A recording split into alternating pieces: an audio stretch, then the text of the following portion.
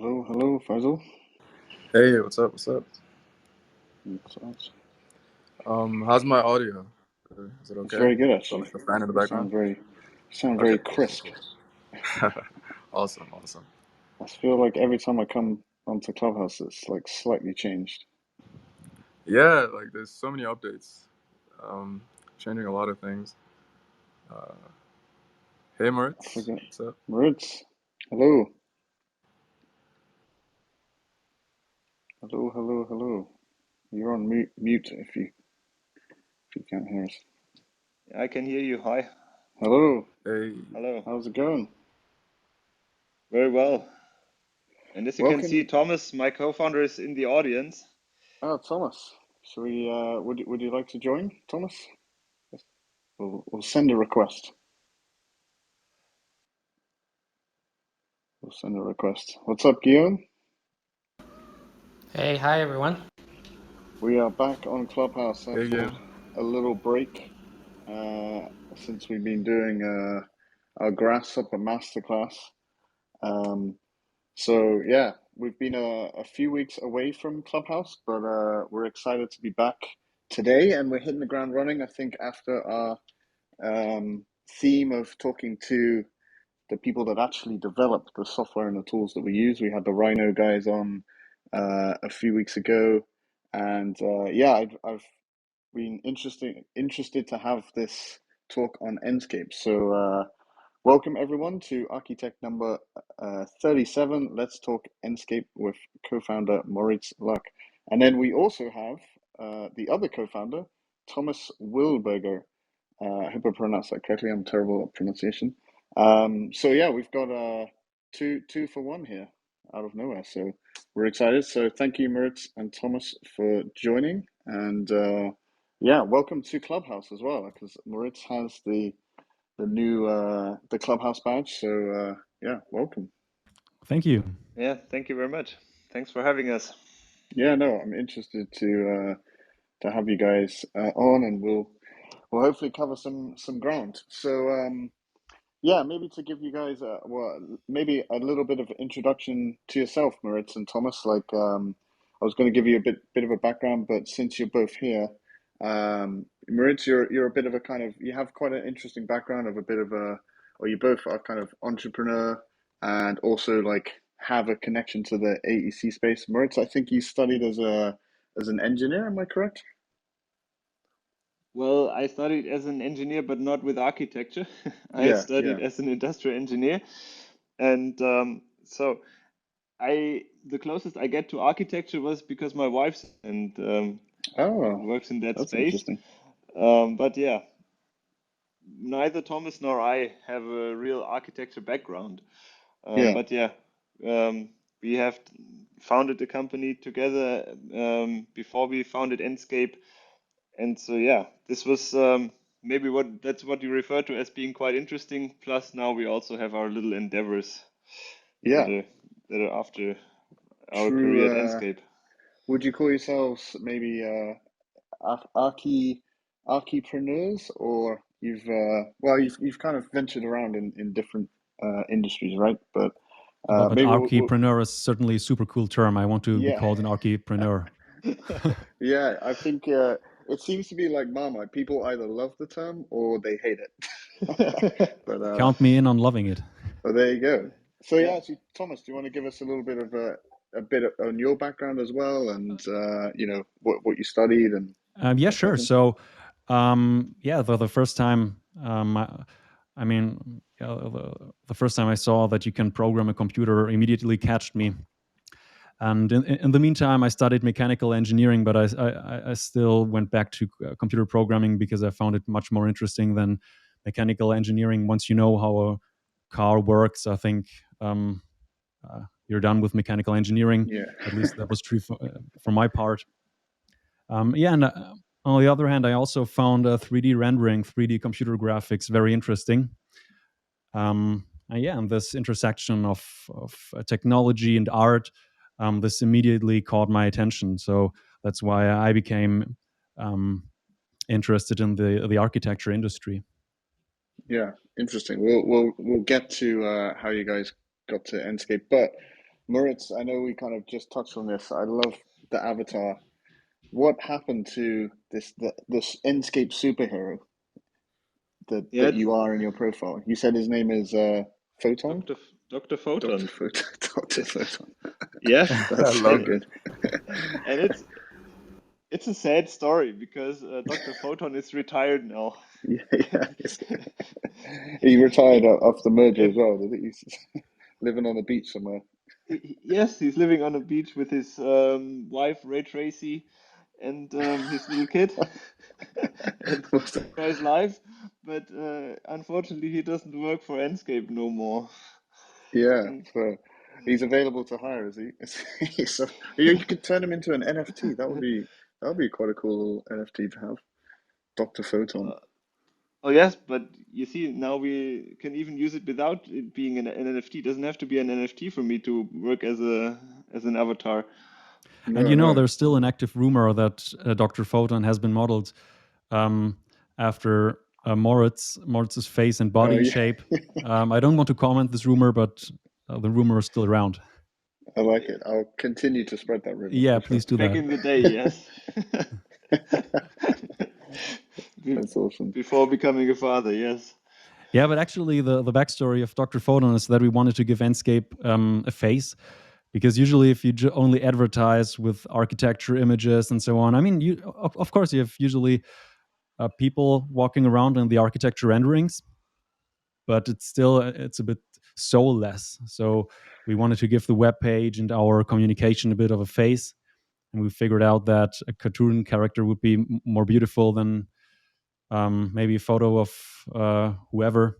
So Yeah, we that's chose interesting. Dr. You Photon. sh- you should have it as like a Easter egg in the library of people, and then you can just like see how many different architects like put the Easter egg of Dr. Photon and and this character like in different buildings. That'd be quite a cool little Easter egg you guys should add. That's a Um, great idea. We should tell that to the guys. Yeah. yeah, I would definitely sneak him in there a few times. And his what is his wife, Victoria V Ray, or Ray Trace, Ray Tracy. Ray Trace. That's so good. Yeah, Yeah, yeah. It was a very controversial guy, to say the least. I think half of the architects loved him, the other ones didn't, and so we were never sure. But looking back, he worked well for us, even though some people said he's not serious enough. But yeah, nice looking back. yeah, yeah. He's good. So, I mean, maybe it'd be great to hear like the build up and story of how you got to thinking about starting Enscape and how Enscape brought up, and I guess how you guys kind of met and know each other and decided to do this together. Because I think that's also an interesting part of any like co-founding and startup is like how you guys actually kind of connect with other people that are interested in this kind of stuff and create a new company. So, yeah, give us a little story of meeting and how Enscape evolved from there. So basically, it all started in Karlsruhe, where we both studied at the time, and we met in our in our dorm. So um, we kind of liked each other. We both had the idea that we wanted to found a company, which we then did with the first little project, and then we founded another company together, which was called Inri. And yeah, out of that, being in the space of architecture, looking at things, we we then saw that with architects, there was the idea, there was this gap in the market where no one did what Enscape did. Everyone wanted to do renderings, but it took quite a while, and then it also didn't look good, which I saw from my friends. When you looked at video games, they looked so nice, and then you looked at the renderings from the architects, which kind of didn't, and then they took forever. And so we saw this gap in the market, and that's how we got the idea, because we were in this space, we knew what's possible, and then we were wondering, why isn't no one doing that? And yeah, that's how the idea started. back in 2013 when we started it as a project within this company.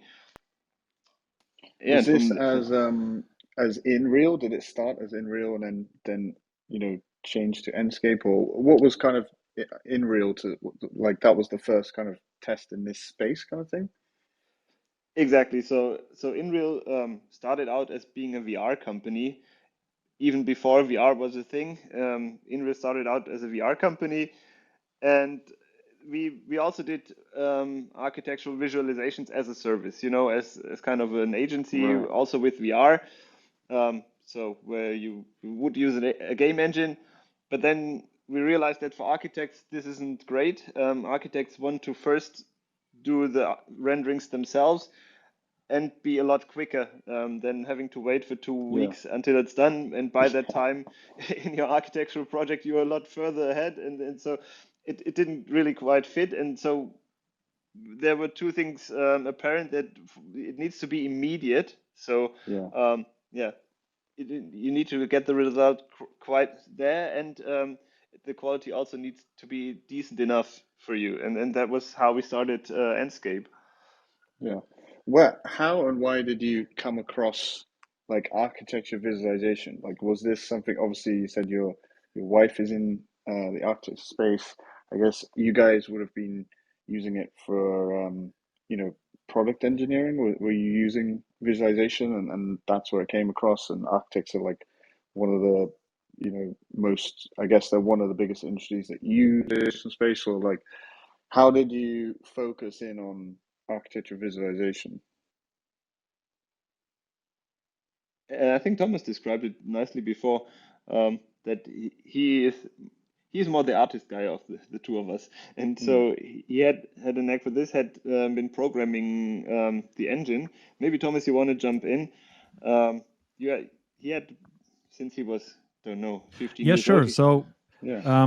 I mean, everybody knows probably if I describe the user interface of rendering tools, at least from 10 years ago, and where you have a huge amount of sliders and checkboxes and so on. And I always felt that it's super hard to get even the most basic shots out of the common rendering tools back then. And You're bringing back flashbacks of just trying to get a normal sun to work. exactly, and you always So it's like, you always feel like, am I too stupid to yeah, to just to correctly adjust all these hundreds of settings? yeah, Yeah, that was the moment where we thought, okay, the average architect only needs a subset of these settings, because it's usually you don't want to photograph your building on Mars or on some kind of strange fantasy planet. It's always the Earth. It's always the sun, um, and the starting point is usually real world correct settings and not some artificially tweaked artistic image. And then let's go from there and tweak it where it's necessary. Yeah, yeah, so this was the initial vision. Well, then a few months and years later, Enscape also developed a bunch of settings, but I think they're still very easy to understand, and you know when you have to touch them. So that was the idea, and yeah, um, the um, the initiative to really start developing it was when we tried to sell a visualization project, which took a couple of weeks to months, and costs usually $30,000 if you want your CAD project visualized in a real-time gaming engine on a very high quality level. And we tried to sell that to an architect back then in Munich somewhere. Yeah, and they told us that's, in theory, it's a good thing if you want to showcase your project to a customer in VR, but it's completely unrealistic to pay these huge amounts of money and then have super long iteration times. And I mean, we're talking about days or weeks if you outsource that to an agency who recreates your CAD file in Unity or Unreal Engine and so on. Well, and then they came up with the idea, I mean, guys, if you could integrate that into our CAD, that would be awesome. Then we could use it. And we thought, okay, that's really a smart idea. So let's look at the market. And we figured out, okay, there's no such thing, then let's start just developing it. So you make it sound so easy. Let's just make a game-changing visualization software, and then I mean from there you guys have taken the architecture industry by storm. I think I remember I joined Big maybe almost 3.5, 4 years ago now, and I think we were just kind of testing it, and a few people were adopting it, and I think there's a ratio of maybe 10% was using Enscape at the beginning, and then we were using our traditional rendering platform, and then within 2 years that had basically inverted to the point where like 90% of stuff was done with Enscape, and I think a few of the things that you talked about is like some of the things I keep, because obviously in the office and testing new tools and technologies, I think there's always like the one, exactly what you said, like how integrated is it into our existing CAD platforms, whether that's Revit or Rhino and et cetera, et cetera. And I think the beauty of Enscape is it's so simple. You literally click a button and the things import, and you're now in the environment, and that's it. Like even with other it doesn't have to be a Viz thing, but other kind of tools we use, there's always like some kind of import methodology, and you got to export in some specific file, and even that small couple steps, it creates a bit of a barrier for people to adopt it quickly. So whenever I seem to be talking to like tech companies in the AEC space, I'm just like, check out Enscape, because I think you guys nailed that, making it so accessible and so quick and easy to just jump in there and, oh wow, I'm in a daylighted world. I don't have to spend like an hour to turn the sun on like you used to have to do. So was that like, and I know you guys, or correct me if I'm wrong, you guys built the kind of engine from scratch, as opposed to using an existing game engine like Unreal or Unity and things like that? Yeah, that's again one for Thomas. And you said it was like we took the whole AEC industry so fast. It didn't feel like it going through it, Yeah. to be honest. If you sold your first license and then no one buys your product for 2 weeks or 3 weeks, and then the second person buys, that doesn't feel like you're Yeah. you're doing immensely well. Even you think you have it nailed and you have a great product, but yeah, there are really moments when it doesn't feel like it going Yeah. through. But Looking back, fortunately, it accelerated a bit from one license every 2 weeks. Yeah. oh yeah, fortunately, yeah. After that, it took off, but in the first days, wow, that was tough. But yeah, after Yeah. that, it took off. It took off. But yeah, you have to go through this period. Yeah, I And feel we definitely appreciate that, with because people keep saying that ATN is growing really fast, but for us, I feel it's just like, yeah, we're in the one or two subscriptions a day kind of a week kind of phase as you describe. So I guess it's always from like the outside perspective, it's just it seemed to just grow so fast.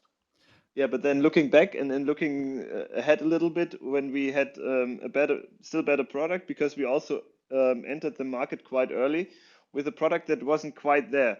But that way, we were able to get some great feedback early on from you guys and from people who are now work at Big, used to be at Foster's, and yeah, we got great feedback, and that way I think the product progressed a lot faster than if we would have waited until we could have shipped the perfect product.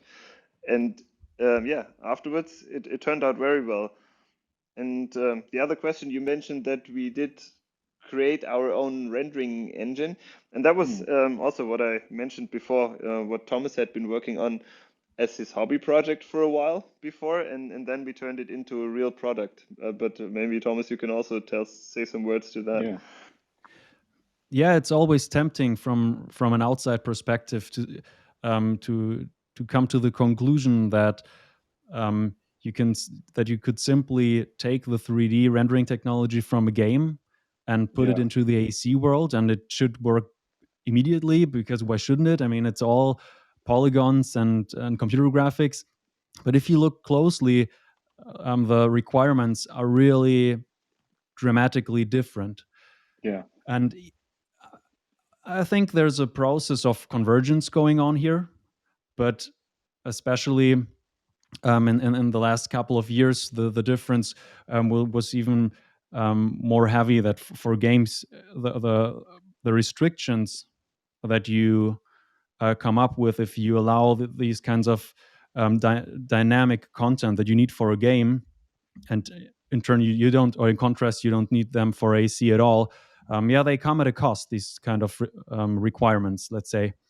And simply by cutting that away, we could take some design decisions from a software perspective to make the AC use case much more effective in Enscape, and focus on the light transport and so on, which again is for games not as important as it is for AC. And Like that's why we animations, adopted to this real-time ray tracing very early on. you can make an example so people understand it better if they are not from the field. So, for example, explosions and animations, to the extent that you need them in computer games, aren't really for architectural visualizations. Yeah. I mean, it would be cool. You could blow up your building if that'd be quite fun for like a student crit, and then the crit. I actually did that in university. I put my we put our projects into Unreal, and then of course it has a gun by default, so our tutor was just walking around like shooting our buildings away. The designs that he didn't like really, but yeah, turn it into crit mode, and you can just like smash the buildings up or something. That'd be quite cool. Yeah, there's a funny anecdote. At one time, I don't know why we did that, but at one time we integrated some kind of destruction mode in Enscape. It came some sort of for free because we had all this physics simulation in there, which is actually not needed at all, but it's in there for some historic reason, and you could disintegrate the whole building, and it looked totally funny. But we decided that it's probably most people don't want to see their building explode. But yeah, maybe it would have been interesting for April's Fool joke, but it Yeah, a was never little. released. See, you need to add these Easter eggs, man. The little Dr. Photon and exploding buildings. That'd be really cool. Yeah, let's see. Maybe we were a little boring at the time, but we thought maybe people value it more if we actually help them instead of building Easter eggs. Yeah, yeah, true. By the way, speaking about animations, I know there's been a lot of sort of progress and updates with Enscape. One thing I love is the sort of animated grass and trees that you have. I heard there's supposed to be some animated people coming soon. Is there any word on that? Any updates you can give us on that? No, because we're not in charge anymore. So we don't have an active role in the company Yeah, since I think 1 or 2 years. So maybe we can give you Yeah, a little more insight we're into the history of Enscape and where we're yeah, at right now. we're not quite there on the timeline yet, but yeah, We're we'll not. get to you guys moving to future endeavors. But I'm sure you've got some tidbits for what's coming on Enscape, but we'll come back to that for sure. Um, but yeah, I so like just to touch on that, was the like seamlessness of Enscape and building your own engine and all that kind of stuff, was that something that was very um, was very conscious at the beginning to try and do that, or was it kind of like a byproduct of you decided to make your own engine, and by doing that, it also the importing process is much more seamless and et cetera, et cetera. Um, was that something you really kind of focused in on, the seamlessness? Because I think that's what makes Enscape, or one of the many things that makes Enscape like the kind of front runner in this real time renderings era. Yeah, we tried to nail the many decisions, and we had the discussions about many decisions. For example, how should we do the integration, and also about, and then we tried to get the rendering quality right, which was also very controversial during the first iteration of the real-time ray tracing at the back in the day. But yeah, the integration was of course the part that was also Yeah. what from our first conversation, as Thomas said, in this architectural office, that was from the start the initial plan, that it needs to be very, very well integrated into the current workflow. Yeah.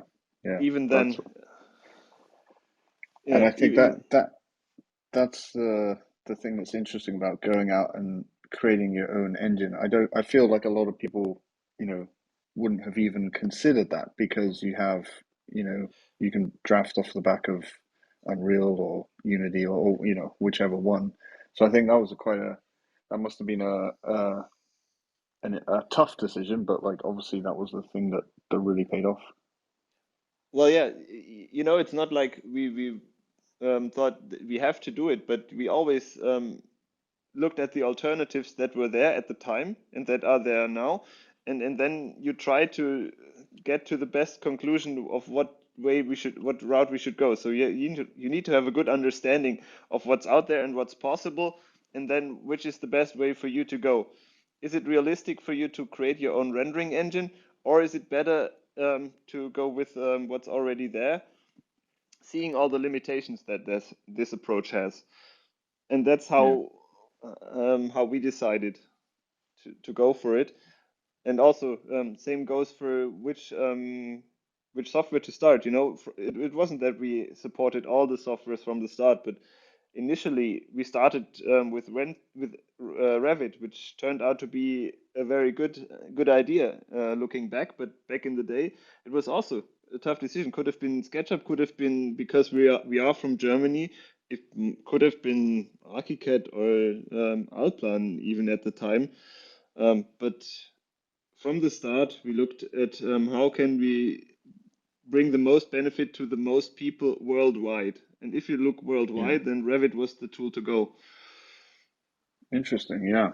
Yeah. And I think, you know, the era of real-time rendering and what Enscape delivers is, and what I keep like uh, you know, raving about Enscape is like, you know, you're not just talking about images.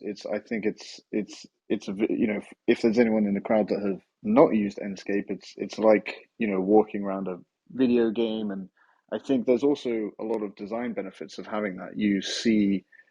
We find ourselves discovering views rather than, you know, obviously there's a lot that you like prescribe in, you know, this corner of the building or something, but there's also a lot where you discover the actual a view that you may not have thought about because you're kind of walking around exploring it. But then also that once you've kind of set the model up, it's not just images; it's images, animations. I swear the QR code panoramic thing is the most underrated feature in Enscape. I keep showing teams that in the office, and like it has the biggest wow factor. And honestly, I owe you guys a big thanks or a few beers, because like people think it's incredible and they're like, oh my god, how do you do this? Like, can you teach me? And I'm like, yeah, click this button and then click this button and save the QR code. So you know, like it's and you know, VR and I call it the pseudo VR for your phone. I think you've really helped um, you know, amplify our communication ability as architects, or it's a much higher bandwidth of communication for architects. And also as an architect, like, you know, I use Enscape for my own little ideas and competitions and stuff. And I think uh, it's so much easier to now have that viz kind of ability back in your hands rather than having, you know, a third party visualization person that kind of tries to recreate your vision, or like it's your design through their eyes. So I think that was like you know, that's my little pitch to everyone to use Enscape. And you know, it was from, like I said, within 2 years, I think the majority of products in at least New York and here in London we use it. Majority come out of Enscape is like the majority of our projects, I think, at this point. So yeah, were you guys kind of now with the introduction of, I feel like the video game world is becoming more and more ingrained in architecture. It's creeping over into the architecture space with Unreal and Unity are becoming more and more used by architects. Was that something you guys were kind of, well, obviously very conscious of, but do you feel like there's um, we're going to see more and more architects in video game spaces and engines and things like that, or do you see it more as like just architects using the tools that we have available to us? If that makes sense as a question. It makes sense as a question. I'm not sure we can give a good answer to it because we are not architects, and so we can only say what we see. So, Well, um, you must know your clientele quite well at this point. Would you say, or no? yeah, yeah, I would say we know them quite well, and I I think the reason why people use it is because there's still some functionality that you can get out of these game engines that you can't get from any other tool any simpler. And Yeah, so that's why you use the tool. And I mean, it's pretty good for that. So I would think if it's helpful in communicating your design to a client, and that's it gets easier and easier to do it this way, and the people demand it more and more because they know about the functionalities, then I would think that the tendency is to have it more and more. But yeah, maybe you can also get there with easier tools.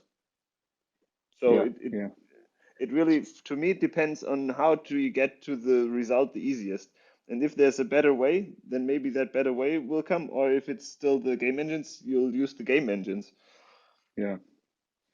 Was there ever thought, or like I'm kind of skipping forwards a little bit, but how do you guys feel, or was there ever a thought, like let's even say 3 or 4 years ago when you guys were kind of, I guess, in the thick of the Enscape rise of, um, creating a link or a gateway to metaverses or discussions around metaverses. Obviously, it's almost like a cliche term now and topic for the AEC in the AEC space. But was there ever talk of Enscape becoming a? I guess you could argue Enscape is also as a metaverse, but was there any discussions of kind of the words metaverse and linking Enscape with you know game engines that metaverses use and things like that?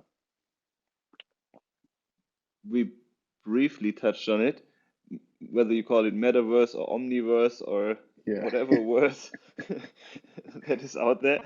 Um, but we, for the for the moment being, we concluded that it wasn't worthwhile following that path.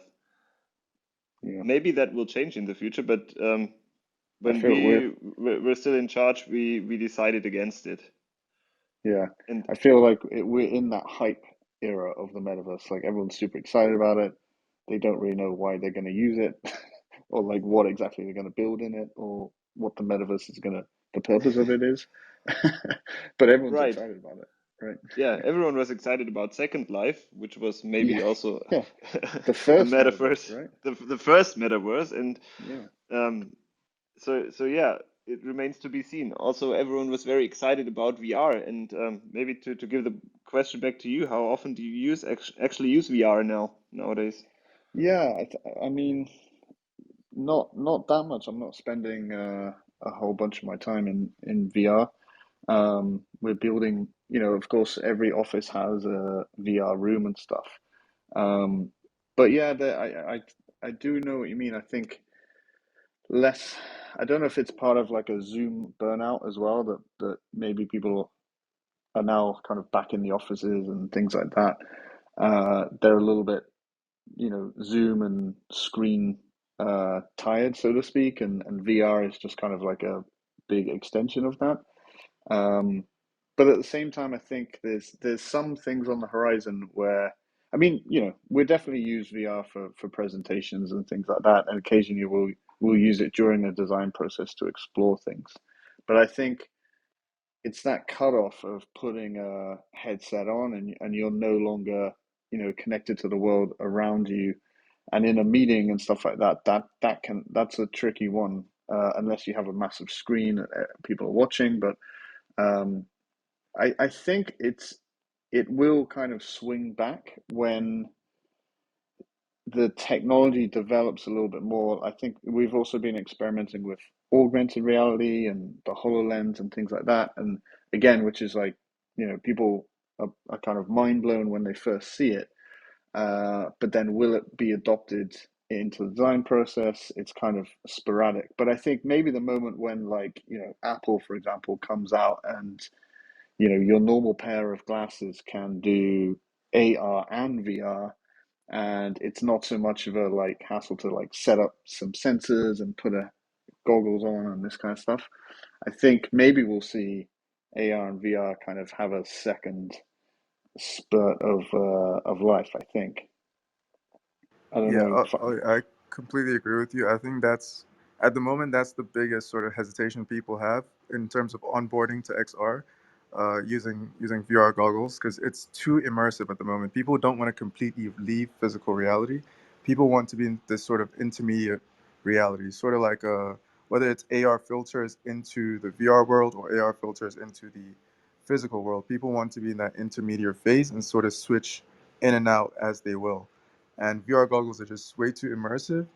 And the thing is, the sort of what it takes to get them, the payoff isn't worth it. So whether it's the price, the sort of having to put on these big headsets, having to completely disconnect from the real world, the payoff isn't worth it. The only things right now that are super functional in VR seem to be games, and like so the functionality isn't quite there yet. But I think by the time we have AR goggles or some sort of smart glasses and functionalities that match that, perhaps we're going to have a lot more people sort of onboarding into the metaverse.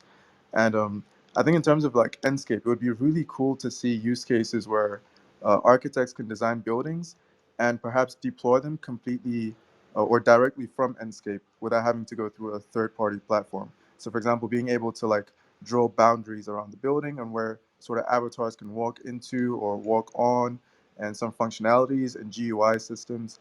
Like that would be really cool to have in Enscape, and perhaps you wouldn't need Unreal Engine then, or Twinmotion, or Unity. You could just do everything from Enscape. That'd be super cool. That'd be super cool, yes. And maybe I will build something in that way, or Enscape will build something in that way soon. We'll see. But for the moment being, I think it's unrealistic. Yeah, yeah. Yeah, So to do it all. yeah. That's the thing. Is I guess that is a really great point, because I think another underrated skill set of entrepreneurs like yourselves is actually not doing too much, right? And not trying to do everything at once. Um, Oh, that's that's a the hardest thing. yeah, yeah, It's where do you stop? Because yeah, you get so many requests and so many great ideas, but where yeah, do you stop? What's really the essence of it? What's really necessary, and what can you do without? That's really the tricky question. And this yeah, is so hard to get right, because I mean, even now with the current CAD systems, you're so overwhelmed that it takes months for you to learn the software, and also Enscape gets more and more functionality, and so it it's really hard to maintain this level where you feel it's a tool that's very intuitive and very easy to use, and nonetheless it can do what you want it to do. and yeah. and so getting the balance right between having what's needed but don't doing anything else, even though you have a million people shouting at you that you should do something else. that's the that's the tricky bit. Yeah, that's a skill, I think, in itself, and that's By the way, it's a Mhm. Speaking about sort of being entrepreneurial, there's a question from the audience that says, "Thanks for sharing this fascinating unheard story. What's your future entrepreneurial goal after Enscape? Maybe something extraterrestrial."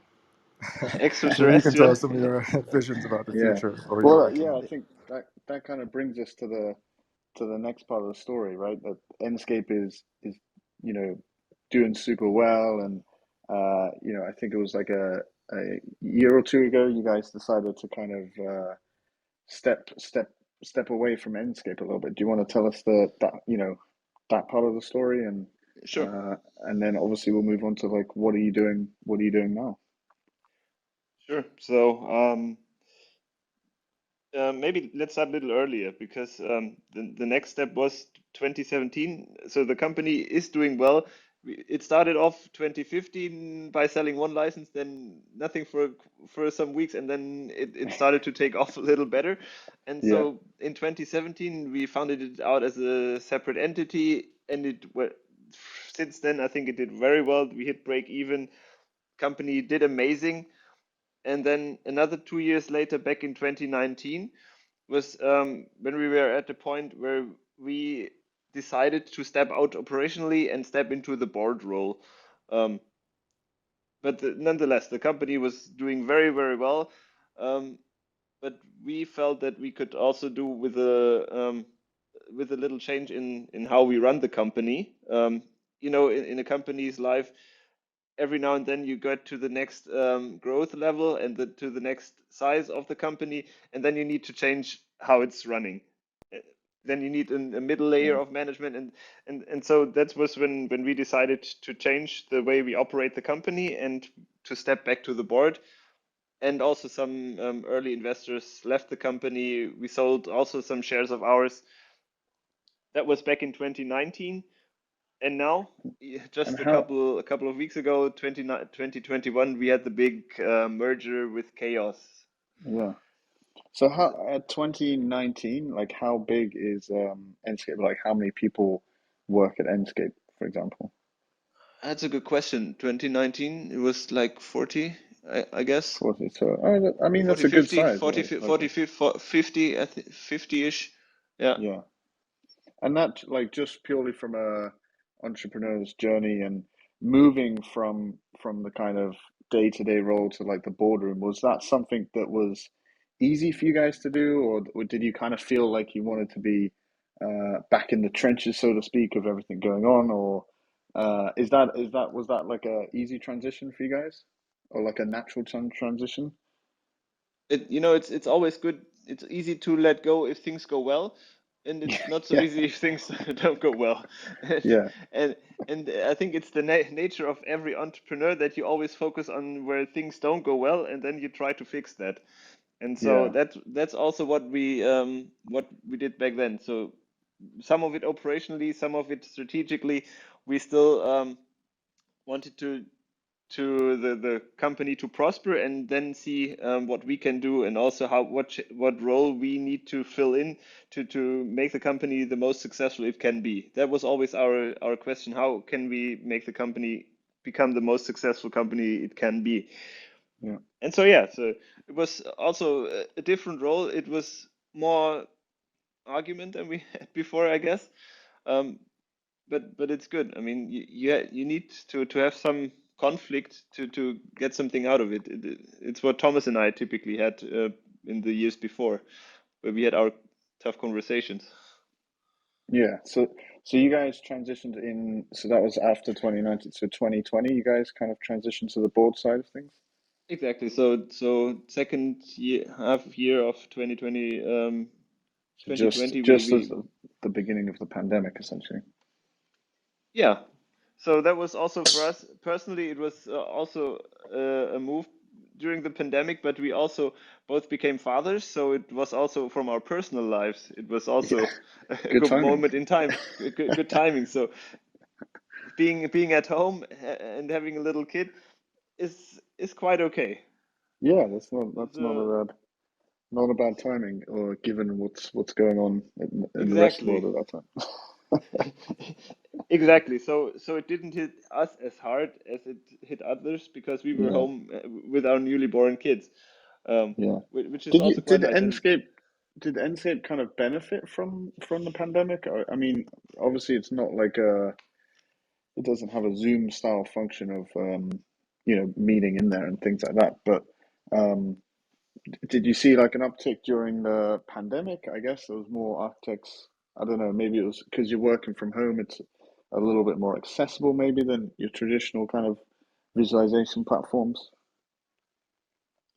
so there were several during the pandemic, I would say.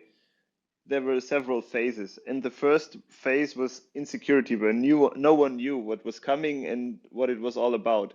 And these were, I think, the first 3, 4, 5 months of the pandemic, where Enscape sales were also flatter than they used to be before, because I would just think it was just some insecurity. No one knew what was Yeah, coming, and so everyone was very cautious.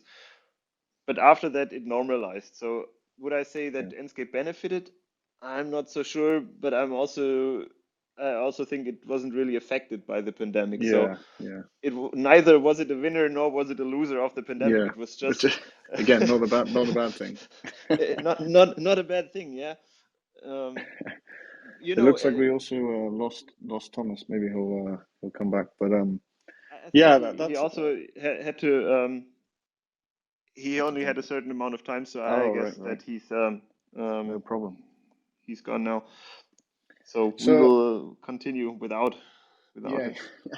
so then you guys kind of jumped off, and now you have gone from a founder to well, you're still a founder, but you're now kind of more on the investment side of things, right? You could say you're an investor, right? Now, after we moved to the board, we had some funds. As I said, we also sold some shares. We're still Yeah. large shareholders, but we had sold some shares. And yeah, then you have some funds that you can also do some investing. But that Because was I always wonder that as like a an entrepreneur and someone that's founded a company, it's extremely hard to do and it's a lot of hard work. And then when you do get to a level and it's successful, there's a point where you can exit and then you just kind of like well, living a dream and sitting on a beach with your Mai Tai and relaxing. Did you have a little bit of time is that to the kind image of that you have of an entrepreneur? yeah, well, like at the end goal, right? They say that, right? An entrepreneur is or like a founder is just trying to get back to life before you started the company, but the company's been successful. Like you're not working like too crazy, and life is good. And but then I think it's also a challenge of I think that's a really hard thing to do because I think you want to do something else or start something else, which is kind of what you've gone on to do, right? So there is a lot of aspects to this question. So the first thing, maybe, do I see myself sitting at a beach right now, even Or though did I maybe like could? did you take some time to maybe travel and relax after this like incredible but hard working journey? Um, So you see, right after we had a little more time, COVID hit, and yeah, traveling was tricky. it was tricky. Yeah, So so traveling wasn't really possible, even though we would have had some time and some means to travel. Um, but yeah, then you have a lockdown and you can't travel. So yeah, nope, we haven't done much traveling since then.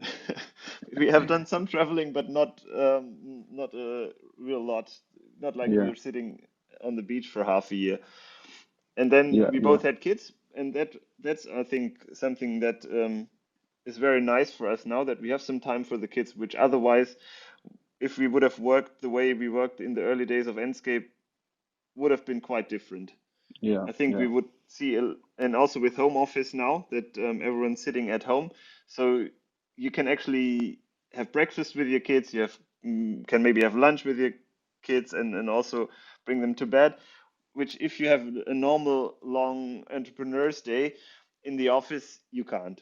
You'll yeah, just sit in the office until start early, end late at night, and then you Yeah. wouldn't see your kid. So that's really cool. And now that we have done it, we have both co-founded our small little ventures already, which are going okay. But So you started this Silver Scale Capital, right? That's one of Thomas your and I endeavors. started Silver Scale Capital, and I also did some business angel investments on the side. Yeah. For example, last week I invested in Cope, which is also from the UK, from some people I still knew from back in the Oh, industry.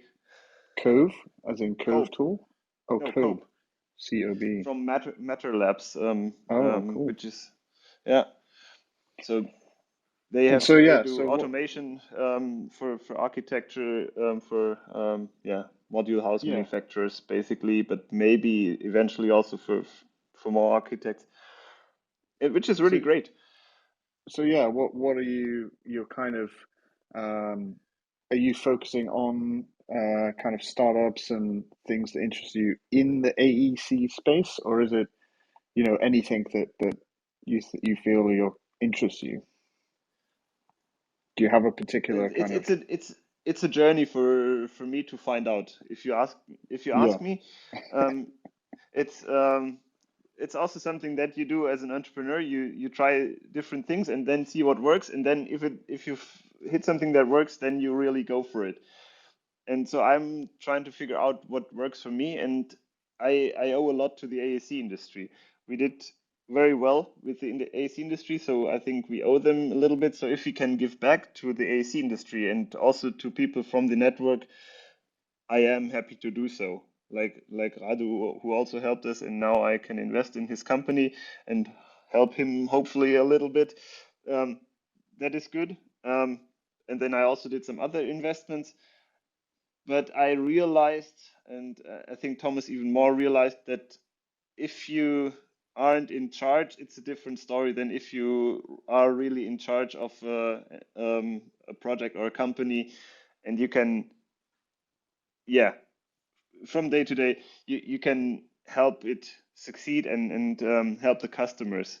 And if you have some experiences that you think where you think this is how it should be done, you never know whether it's really true, but as an entrepreneur, you have a strong tendency that you know how it's done because you've um, quite some experience now. And if people yeah. tend to do it differently, then yeah, maybe So, you need to be more patient than you are as an entrepreneur. yeah, yeah. So I have like a couple more questions. Then, if anyone has any questions, we've got a few in the text. Um, Raise your hand and we'll bring you on stage. But I think one is like, okay, now, you know, if you were now you have like you're looking at the world from a, you know, more of an investor perspective and still, you know, involved in the AEC space. Is there anything in the AEC space that excites you the most? You know, a particular technology or a particular area? You know, like I think, you know, the world of BIM seems to be like a one that is ripe for disruption. Obviously, we've got blockchain technologies coming into the AEC space, or, you know, NFTs, Metaverse, all these kind of, you know, cool, interesting things going on. Is there any one that kind of piques your interest at the moment, or you can see could be the next, you know, kind of disruptive space in our world? Yes, and Yeah, I am actually looking at it, and that's part of why I'm also here. Is I am looking at it with some people from the industry.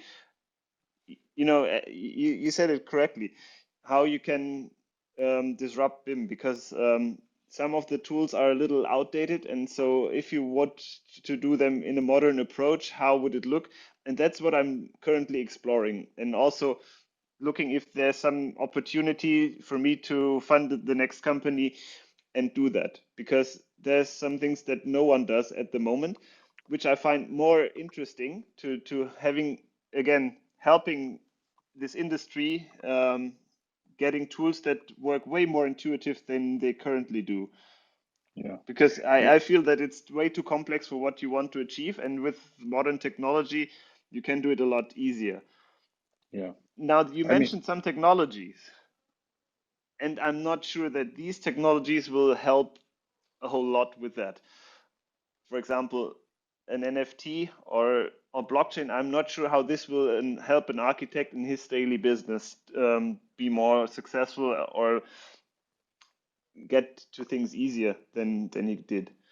Maybe you can tell, shed a little light on yeah. that, on what you mean with that.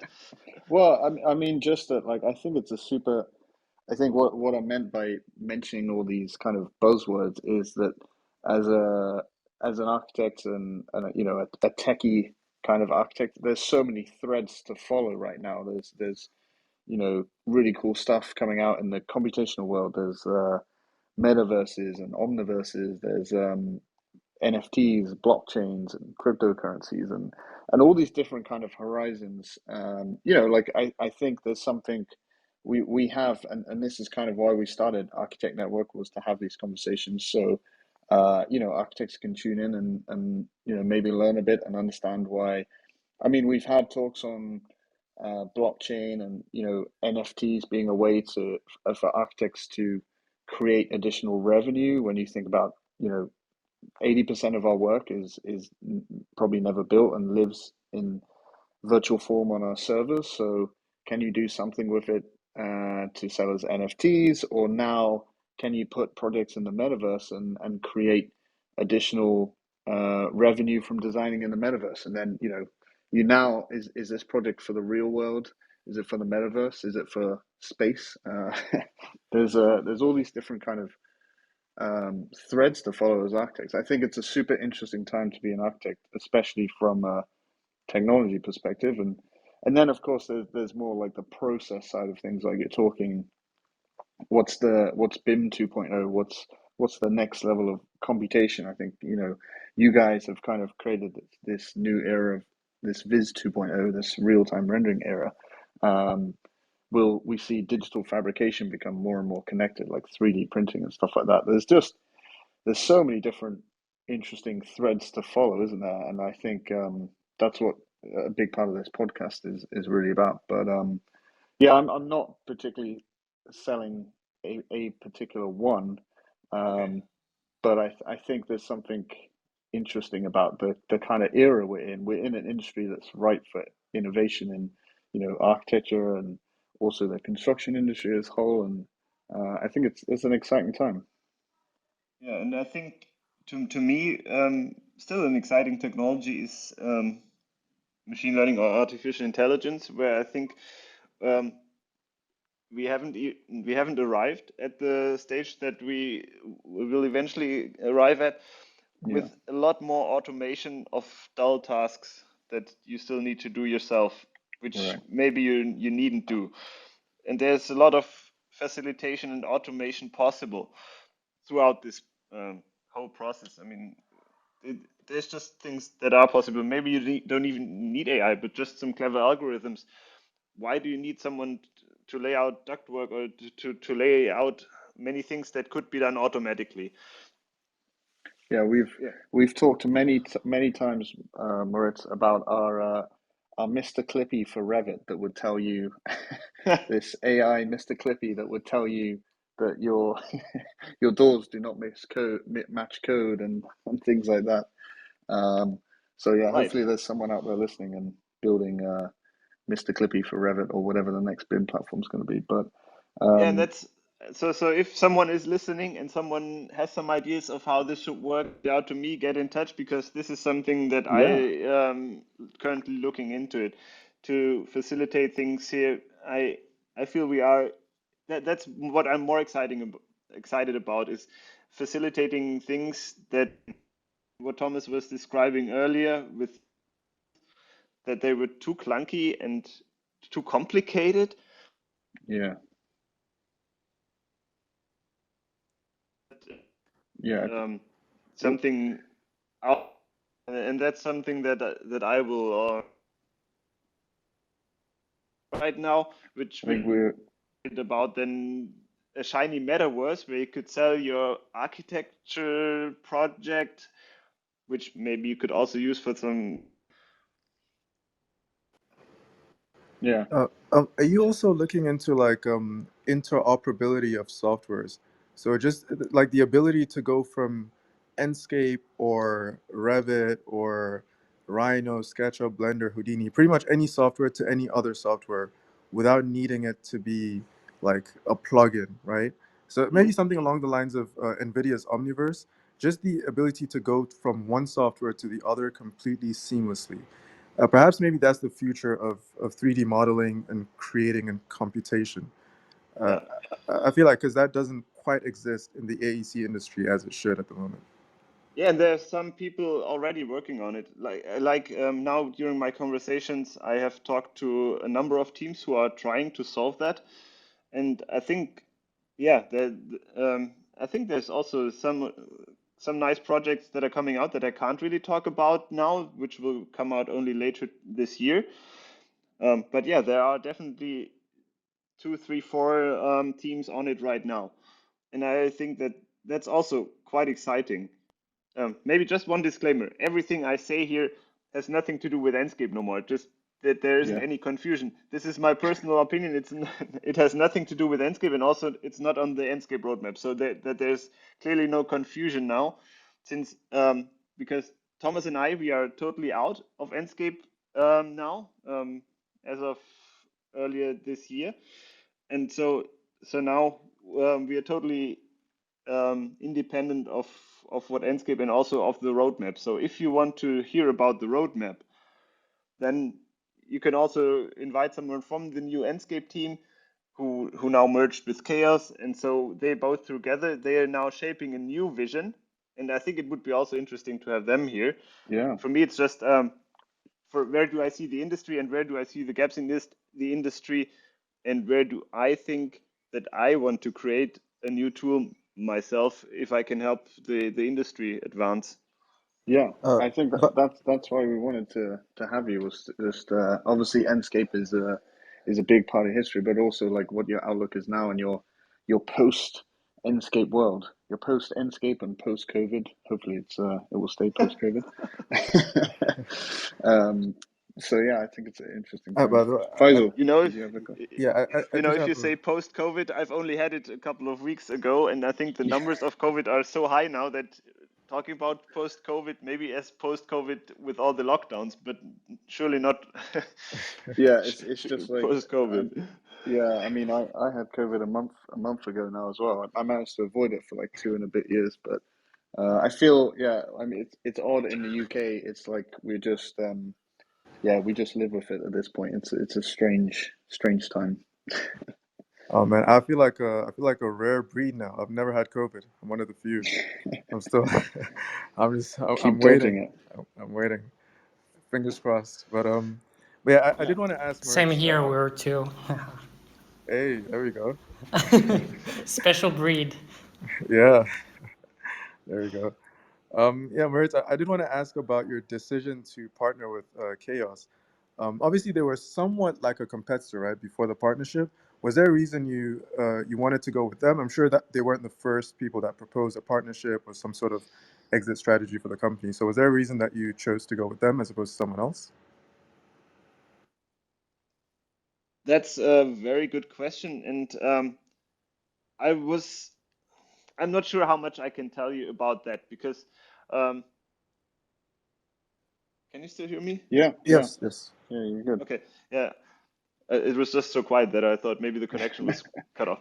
But yeah, this I'm not really comfortable talking about too much of the details right now. Um, Cool. Yeah. No.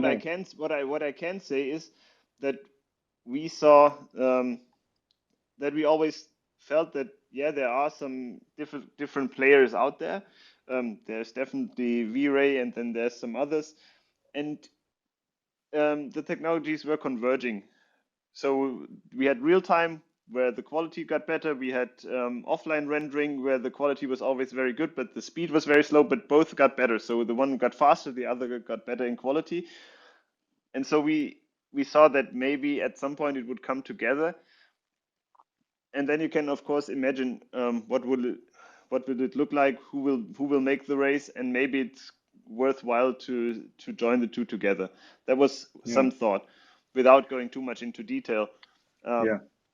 I think it's going to be interesting. I'm excited to see how it will evolve over the next few years for sure. Yeah, that's super. I don't know if there's anyone else that has a question just before Faisal shoots another one. But like, if anyone has a question, raise your hand, and we'll bring you up to the stage. But Faisal, carry on. Yeah, no, that's super interesting, man. I definitely agree with the sort of convergence that's probably going to happen, right? So it is great to see two sort of the biggest companies come together. I do have maybe a little bit of a technical question. I'm getting into like cloud rendering, and I wanted to ask if you maybe this is something already going on behind the scenes. If there's some sort of cloud rendering real-time engine that's in the works. So not only cloud rendering, but also sort of real-time cloud rendering. I don't know if that's even a good question to ask, but perhaps Maybe maybe that's that. something you're looking into. I mean, you hear a lot about a lot of programs moving to the cloud. I think people asking the Rhino guys, right? Would they ever move Rhino to the cloud? It seems inevitable that we'll slowly move that way. Um, but yeah, I wonder if that's anything you guys are also seeing. Maybe I can answer this in a general way without talking Yeah, about Enscape or anything, about just some general considerations. So what you need to consider is that cloud is there are now streaming services where you can play computer game via the cloud, and technically it's not too different if you render it for a computer game or if you render something for architecture visualization.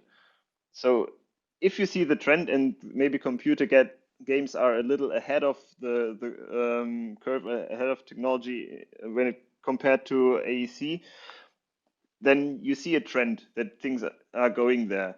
On the other hand, it is quite expensive if you need to have a dedicated GPU, or maybe not one dedicated, but at least some dedicated hardware per user. And so that was historically why we shied away from it, just because of the cost, and also because it needs to be up. And if you have a distinctive project that you know how big projects can be, and if you need to load that on a machine, either the machine needs to run in advance, and so if someone wants to log on, that he directly gets the experience, or that he needs to wait a couple of minutes maybe until it's loaded in. That was also a tricky bit, but maybe this will be resolved at some point. And so the better, the faster the technology gets, the cheaper it gets, the more attractive it will be to go to the cloud. And if you have then just a thin client and everything is done on the cloud, and you don't need to have this very expensive piece of hardware on your desk, eventually we might get there. Also, if the infrastructure is good enough. I also had a number of conversations lately about, is it good to have a purely cloud-based software tool compared to something that's on your computer, on your desk? And there's pros and cons, but the better the infrastructure gets, the more likely it is that everything will move to the cloud. Yeah. And Yeah, then I completely agree. architects could finally start using Macs because they'd actually be able to use all this software. Exactly. If it runs on a browser, yes. Yeah, If it all runs on a browser, and then Safari also works with it, yes, then you could yeah, use it. As long as it's some other technology, as long as it's still a Windows app, maybe not so yeah, much, but yeah, I think that hopefully someday you can use whatever hardware on a browser. Yeah, yeah, we are looking yeah. into it You at can least. see it moving in that direction. Maybe to close out the talk and a final question, or Guillaume, do you have a Yeah, question? I just had one question, and maybe it's going back a little bit to Enscape, so I'm sorry I pull you back into that again. Um, but I'm curious, like, we're so close from like almost live modeling. Like, in a way, you can have your Enscape window on the side and model in Rhino and see things happen in real time, change. which is to me the biggest disruptor, is that you're not, having a snapshot and then get your output and then go back to the drawing board. You were able to do both at the same time, but it's so close from actually being able to model directly into a beautifully rendered environment. And I was wondering if how close we are, or is there still either a demand or a technology gap to close? Where we're just So, like modeling in this environment, right? Right. so like modeling as something that was mentioned before, like modeling directly into the Enscape window instead of modeling in separate software. Is that what you mean? Yeah, essentially, or basically having Enscape quality visualization in Rhino as instead of the kind of typical shaded mode, or your wireframe mode, you're able to get into an Enscape mode and just not even leave the window in a way. Yeah, you should ask. I think this is something where the industry will head. I think maybe 10 years from now, everyone will do it. But you should also ask the Rhino guys where they are at right now. What did they say? Well, they have a rendered We mode, so they're getting close, I'm sure. Or I guess they have this in the back of their head. I was wondering from your side, from kind of the pure rendering side, if you guys were interested into it, or was it kind of not really how the software was designed to be? So Enscape wise, that's a good question. That yeah, at least back in the day. So I can only say Enscape back in the day, and Enscape back in the day was not designed to be a drawing tool. yeah. That's You could that's clear. But looking forward, I mean, as you said, it's pretty obvious that this is the best way forward. So always, if there's a best way, then someone will do it. yeah, you can see it's coming. It's on the horizon. Yeah. So maybe like a final question to wrap up is what kind of advice would you give, having gone through this process of uh to aspiring archipreneurs like yourself? Like what would be your kind of couple gems of advice? And then if people do have an idea that they would love to show you guys, what's the best way to contact each of you? I see Thomas is back, so you can also throw in a couple pearls of wisdom. But Moritz, do you have any couple pearls? Yeah, one pearl surely is not to reinvent the wheel. I mean, be very conscious where you need to innovate and where you need to put your effort, and on the rest, just go with if someone has done it, and go and I'm not sure if stealing is the best word, but go with best practices. I think that's Yeah, a big advice. If you just want to do everything from scratch, you'll never end. So yeah, really go with best practices as much as you can. There's nowadays on the internet you find so many things, no matter what you Google. So yeah, don't make your life complicated without having to. I think I that's like it. Is that a bit like the KISS philosophy, right? Keep it simple, stupid. That's a good one to follow. I think. e- exactly. And Enscape was all about being easy and simple Yeah, from the start. So and that's also goes in the same lines. Yeah, keep it yeah, simple, yeah, and if you solve a problem a lot simpler than it was before for a user, I think you most of the times you're on a good way then. yeah. I like it. I like it. Thomas, do you have any pearls of wisdom and advice for aspiring entrepreneurs? If you're there, Not sure if he's still. he's never. I He's mean, I can also listen. give some more pearls that I Go know. on. Yeah, hit us with a couple more. um, Now that Thomas isn't here, but I can tell you, choose your co-founder wisely. Choose a co-founder and choose your co-founder wisely. this is something that has worked very well with us, and I was so happy to have Thomas with me on that journey as a co-founder.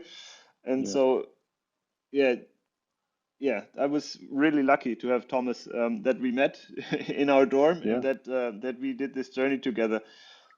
I think this is very helpful that you have someone to give you honest feedback, to hold you responsible to what you do, and someone who really thinks the same way as you do. That's really, really helpful. So that's the a trick. advice is look for someone like-minded and then go all in with them. Go big or go home, and keep it simple. I like it. Yeah. Oh yeah, and you need a lot of sweat also. It's especially early days. We did work a lot, and actually Thomas wrote a book now, so it's called Don't Fail. I'm not sure if it's only in German, but maybe it will be translated in English at some point, so you can also read some of his wisdom there. Oh, awesome! I'll definitely check that out. Yeah, I feel with Archi-Tech Network, we are 100% in the sweat. We're sweating. We're sweating a lot. We just held our first live event last weekend, which was great. But it was a lot of sweating to get there. Hence why I think a lot of the architects are burnt out from our long course we did last week. But we're now getting back into the podcast. And so, if people want to pitch you an idea, what's the best way to get in touch? You use it through Twitter, LinkedIn? What's the best way for people to get in touch with you? I think the easiest is LinkedIn. LinkedIn? Because then I also directly have the bio and the companies they've worked with, so I get a little bit more background. That's helpful to me. Also, if you because that's also something. If you look for great people, checking their backgrounds, checking what they've done, then typically it's a good estimator of what they are capable of. Yeah. If you have some history to look at. Yeah. Awesome. 80%, but maybe if it's 80% true, that helps you a lot statistically over. I like it. Awesome. Well, if anyone's listening in and you have the next big idea, reach out to Moritz on LinkedIn, and who knows, it could be the next Enscape, the next big thing. But no, I think we've had a few questions in the chat, but I think we've covered most of it already. So I think this is a good point to wrap it up. Thank you so much, Moritz, for giving us your time and asking you a million questions. I think you were like I've been really interested to have this discussion and like understand a little bit about the journey. So I think it's been it's really interesting, and also I'm sure we've got many archipreneurs out there that your pearls of wisdom will go a long way. So thank you for your time, man. Yeah, thank you for having me. And there could be a lot more pearls. If you ask more specifically, the more specific the answer will be. It's very hard to just put out a pearl that's helpful for everyone. Yeah, exactly. Yeah. So more specifically you ask, the better the answer is for your specific situation.